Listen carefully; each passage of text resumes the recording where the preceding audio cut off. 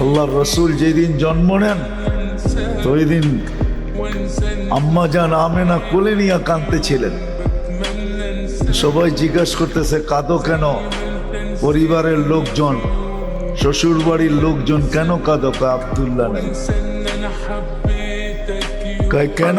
আব্দুল্লাহ থাকলে এতক্ষণে খেলনা চলে আসতো।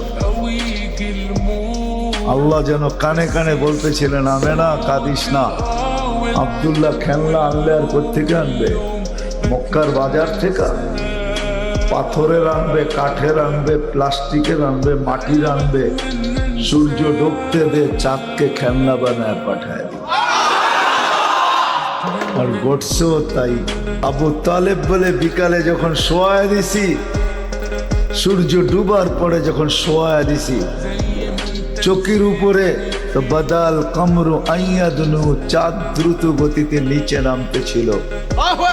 আর আমি তাকায় তাকায় দেখতেছিলাম।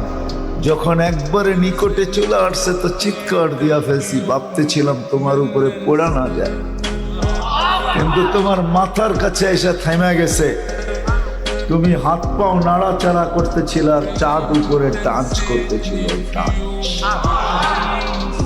তো বলছে চাচা জানেন চাঁদ কি বলতেছিল? তা তো জানি না। বলে আন্নাল কামারা ইউগান্নিনি ওয়া ইউহাকিনি ওয়া ইয়ামনাউনি মিনাল বুকা। চাঁদ আমাকে ছন্দ শুনাইতেছিল, কান্না থেকে বিরত রাখতেছিল।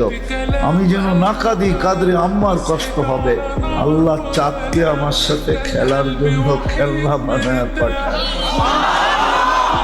আপনারা কি জানেন কিয়ামতের ময়দানে আল্লাহর কাছে বান্দা কোন আমল করলে হিসেব ছাড়া জান্নাতে যাবে? জানেন কেউ? বলতে পারেন কেউ? ভাই আল্লাহর কাছে হিসেব দিয়ে জান্নাতে যাওয়া কি সহজ কাম না কঠিন কাজ? আরে আল্লাহর কাছে তো অনেক দূরের কথা।